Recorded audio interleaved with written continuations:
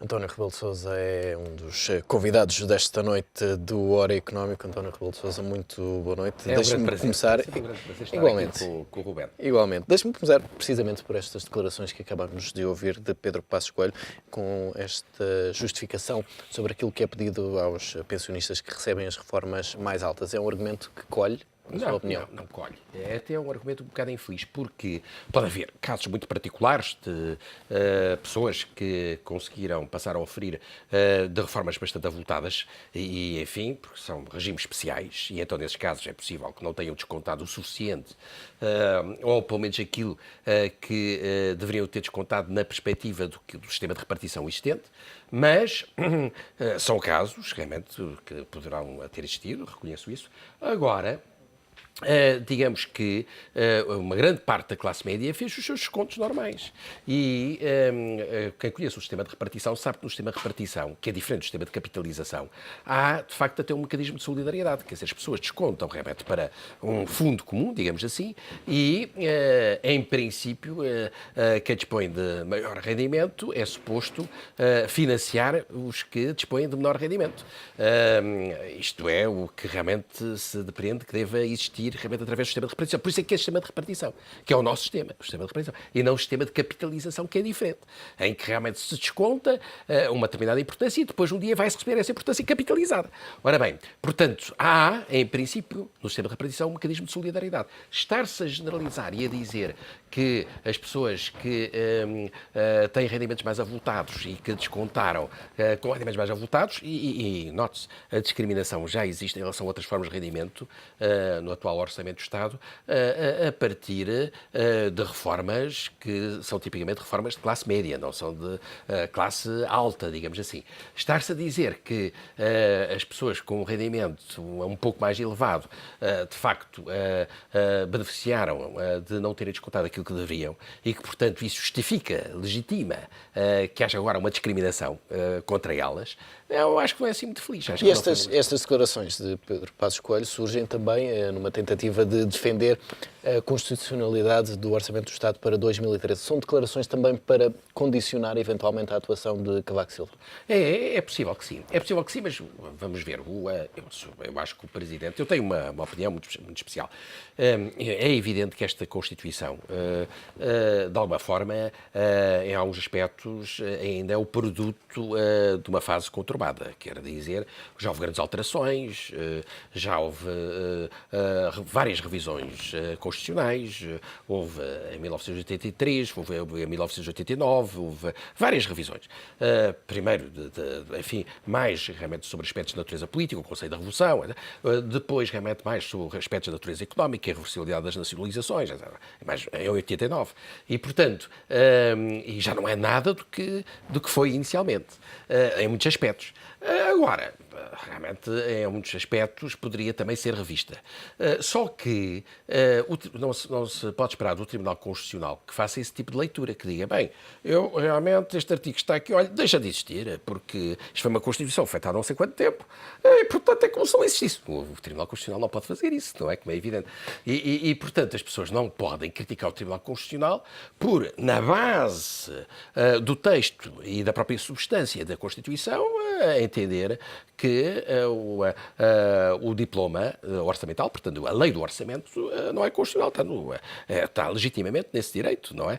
E nós temos que respeitar essa decisão. Ora, o grau de probabilidades de haver uma decisão deste tipo é relativamente elevado, não digo que seja, não quero estar a atribuir percentagens, não é? Quer dizer, mas é relativamente elevado, não digo que seja mais de 50%, mas não só por causa da questão dos reformados, mas também por causa da discriminação que há entre o setor público e o setor privado, realmente. Relativamente ao corte nos então era subsídios, desejável. à sobretaxa.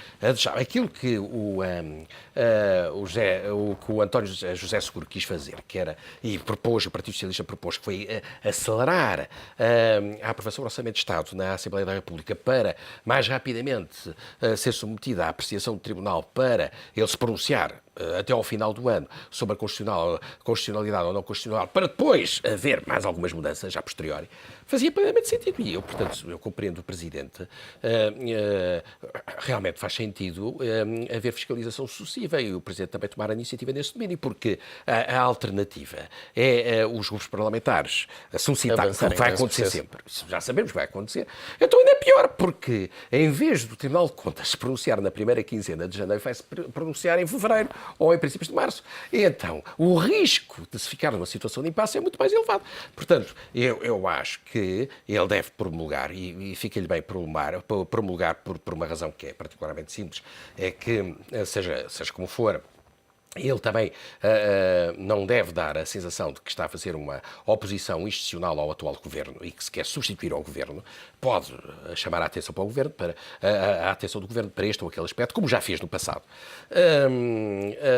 Mas a cautela deve enviar depois o diploma para o Tribunal Constitucional. Deixe-me pegar precisamente nesse ponto para também passar a palavra a José Poças Esteves, convida também da História Económica, quem dou desde já as boas noites, e pergunto-lhe se de facto tem também esta leitura que Cavaco Silva deve, antes de mais, promulgar este documento e depois decidir se eventualmente avança para uma fiscalização sucessiva, ou se deixa esse papel entregue aos deputados. Boa noite. Eu creio que ele deve avançar, não deve parar o orçamento, porque seria demasiado grave estar a parar o orçamento. Agora, concordo com o que o António disse. Se não for o Presidente da República, vai haver um conjunto de deputados que vai pedir a fiscalização. Eu confesso que não tenho uma posição sobre este ponto. Se deve ser o Presidente da República ou deve ser o Parlamento.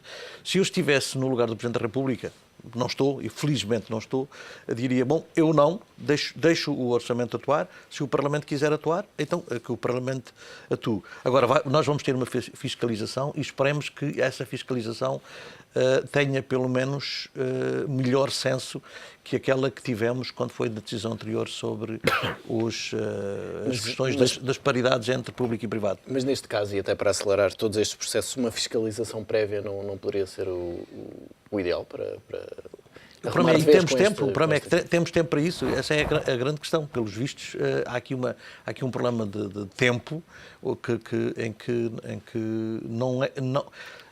não é possível pedir essa fiscalização prévia sem atrapalhar minimamente e condicionar a entrada em funcionamento. Eu acho que neste momento o prioritário deve ser a entrada em funcionamento o mais rapidamente possível e depois, obviamente, entra-se na discussão e na questão política da constitucionalidade ou não constitucionalidade de alguns pontos. Mas eu acho que o mais importante é avançar-se rapidamente, desde já, correndo o risco, obviamente, depois de ter que se voltar atrás num ou noutro ponto. Pois, esse é que é o problema, é que eu compreendo a parte dos argumentos evocados aqui pelo Zé Poças Esteves, mas realmente não sei se não haverá tempo, mas é para não haver a fiscalização prévia e depois haver a posteriori e ser declarado inconstitucional. Então isso é muitíssimo mais grave, quer dizer, esse é que é o grande problema, porque, vamos lá ver, nós sabemos que vai ser solicitada a fiscalização sucessiva, realmente, portanto, isso sabemos que isso é de ciência certa, portanto, os grupos parlamentares... Alguém vai pedi-la, não é? E, portanto, sabemos isso, portanto, aquilo vai ao Tribunal Constitucional. Eu não quero pronunciar, não sou constitucionalista, portanto, não me quero pronunciar sobre esse assunto. Mas, à partida, o Governo não terá tido cuidado, até depois do chumbo anterior, de desenhar aqui um orçamento à prova de... Bem, o Governo diz que sim. Mas vamos lá ver, nós também temos... Eu acho que tem que haver bom senso.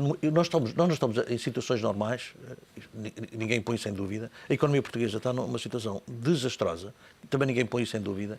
Nós temos um problema económico e financeiro grave, portanto, a sociedade portuguesa está a sofrer com essa situação e, portanto, não é uma situação normal. Não podemos agarrar-nos a situações demasiado formais da Constituição. Os próprios juízes que devem defender a Constituição fizeram isso. Mas era isso que eu ia dizer. Portanto, devem encarar esta situação absolutamente excepcional. E, portanto, mas o Tribunal Constitucional, de alguma forma, tem feito isso. Porque, por exemplo, ou considerar que era inconstitucional o anterior orçamento, enfim, ao mesmo tempo tomou a decisão de não ser aplicada a decisão da inconstitucionalidade de imediato em relação a esse orçamento e de, no fundo, ficar uma recomendação para o do ano subsequente. Ora bem, isso, no fundo, realmente até é um bocado original.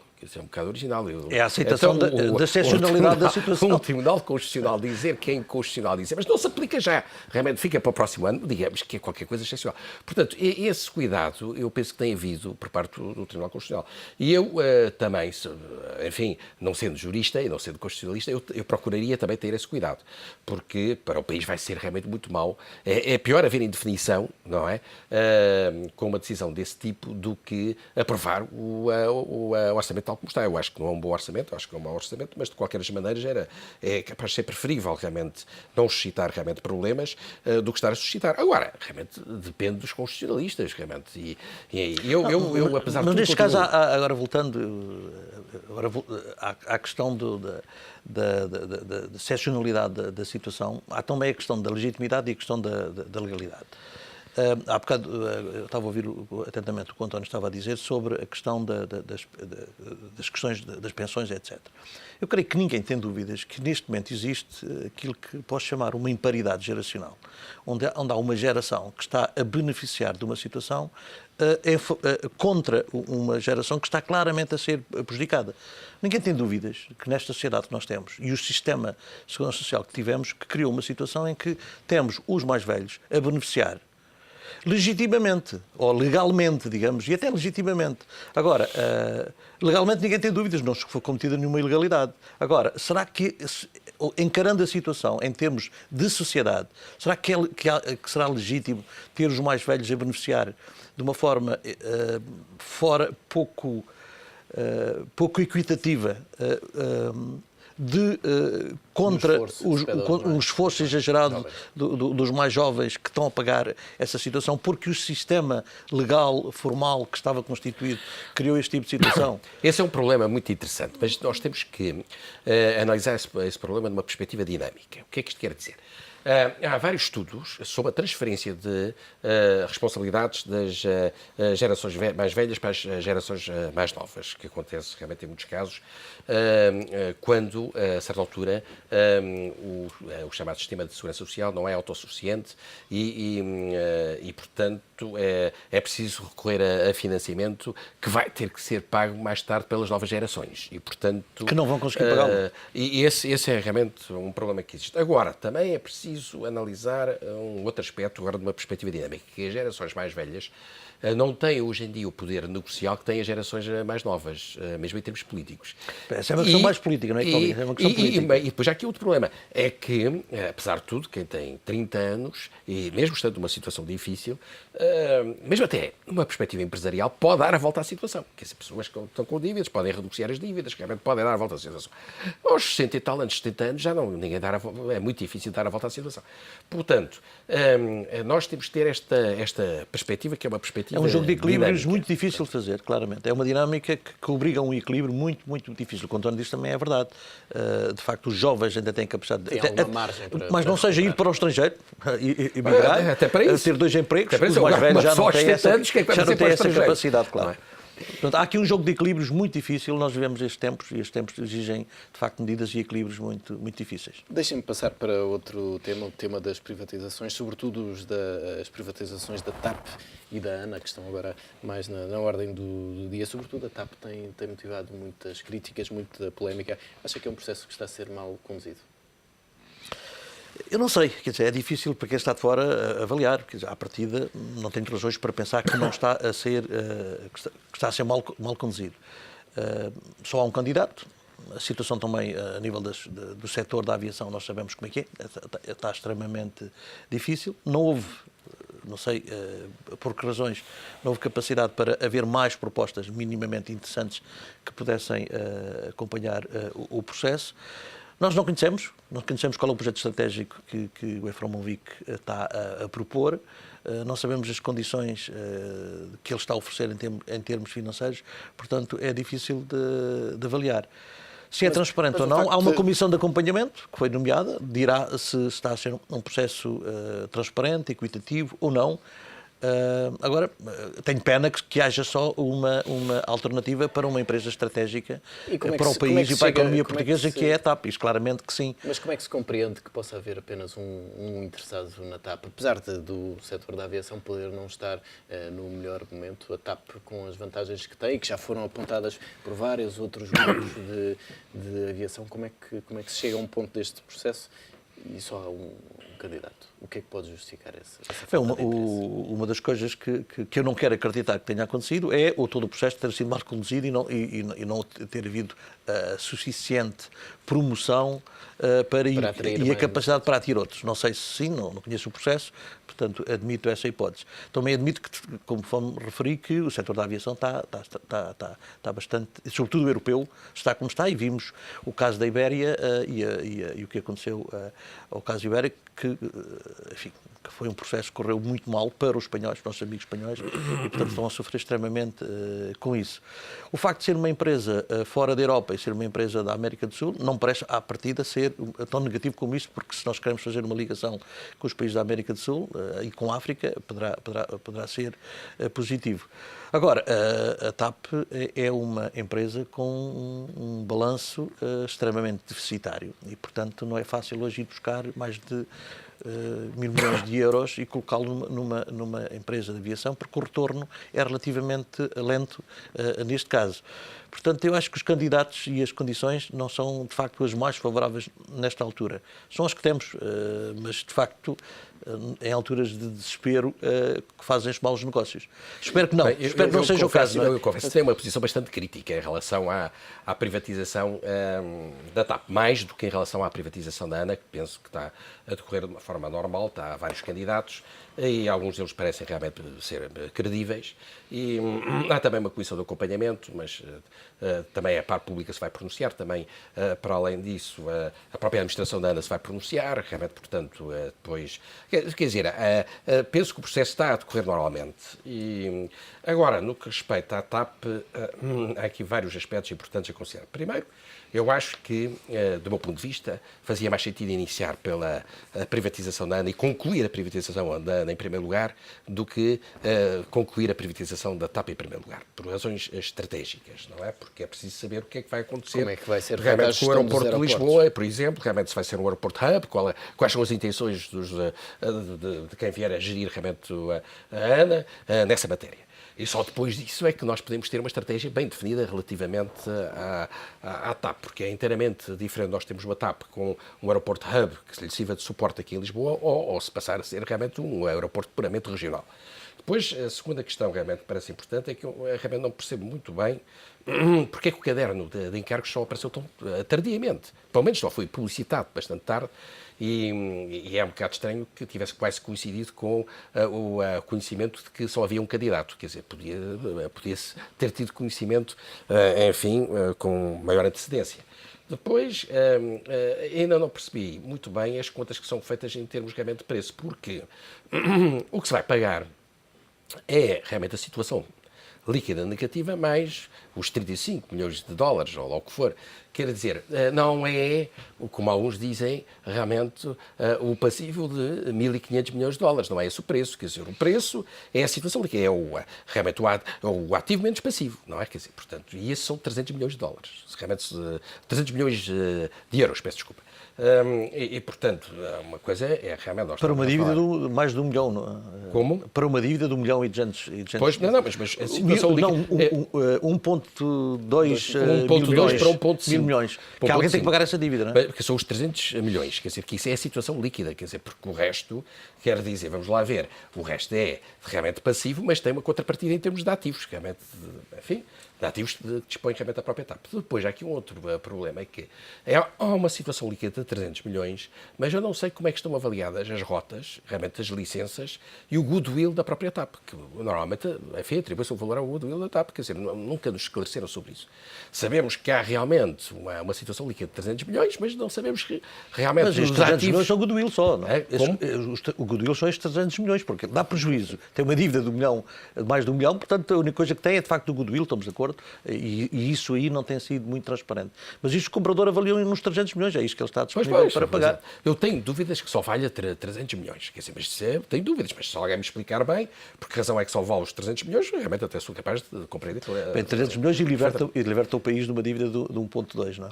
Sim, mas esses são os lados positivos. Há outros lados negativos que eu depois, não foquei, mas claro, também há lados depois negativos. Não se conhece, digamos, o histórico do candidato suficientemente bem para se dizer que realmente ele é um candidato credível. Quero dizer, vamos lá ver, não estamos aqui a falar de uma British Airways, não é?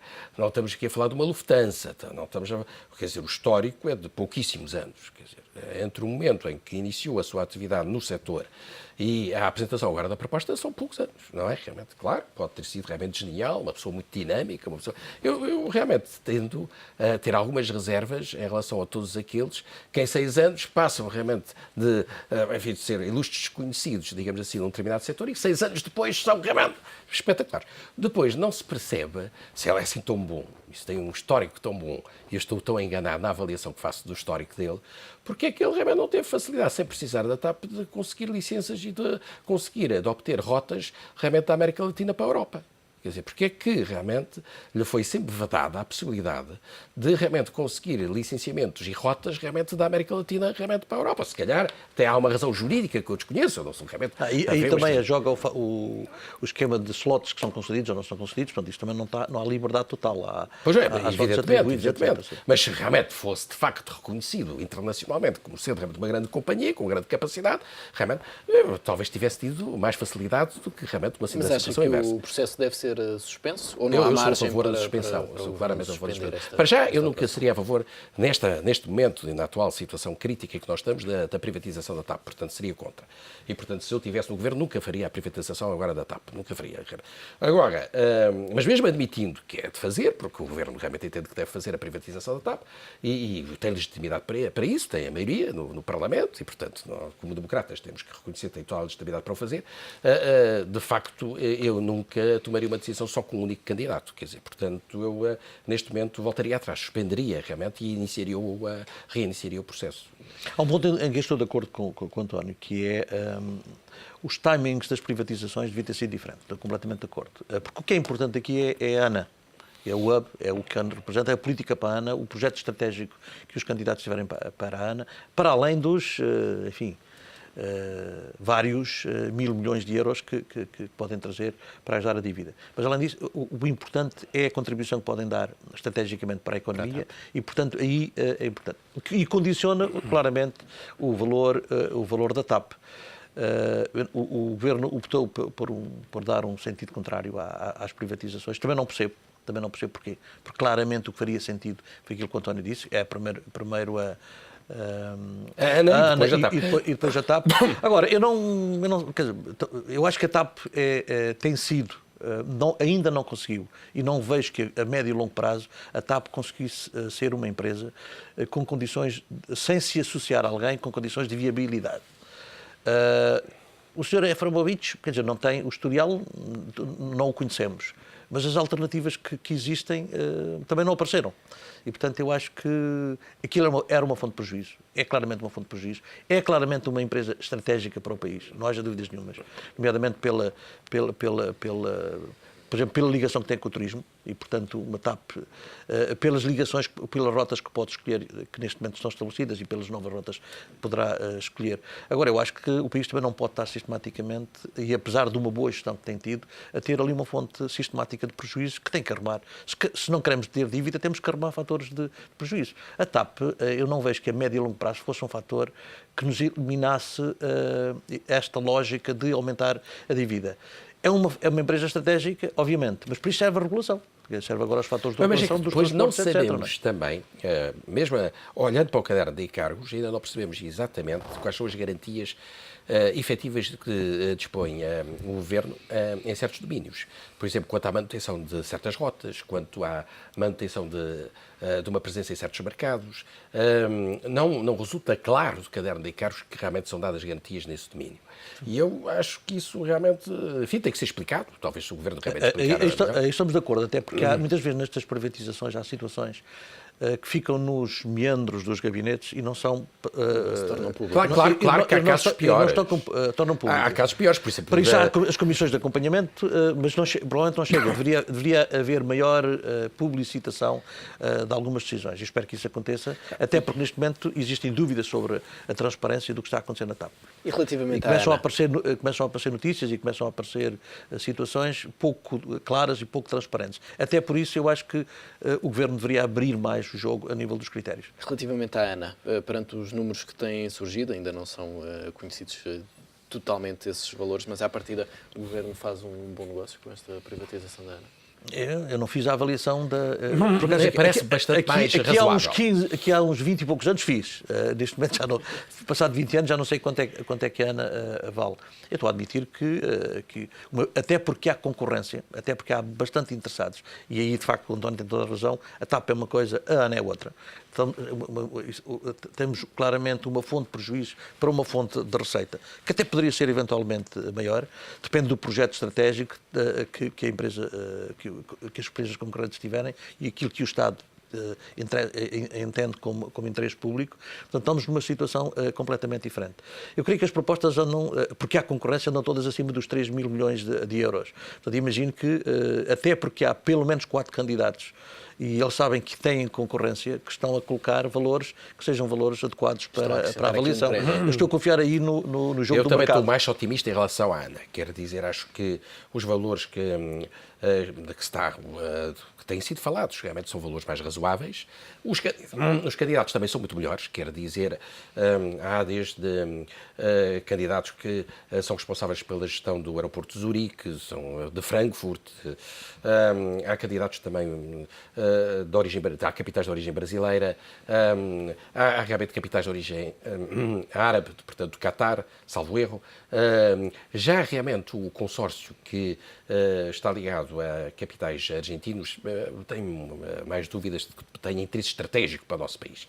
Agora, há uns que podem ter interesse estratégico, mas também aí convinha que o Governo esclarecesse quais são realmente as garantias que existem quanto à possibilidade ou não de Lisboa ter um aeroporto hub, que era importante para nós sabermos qual é a estratégia deste Governo, porque um dos grandes problemas deste Governo é que o Governo realmente, em relação a certas questões, não definiu estratégia nenhuma.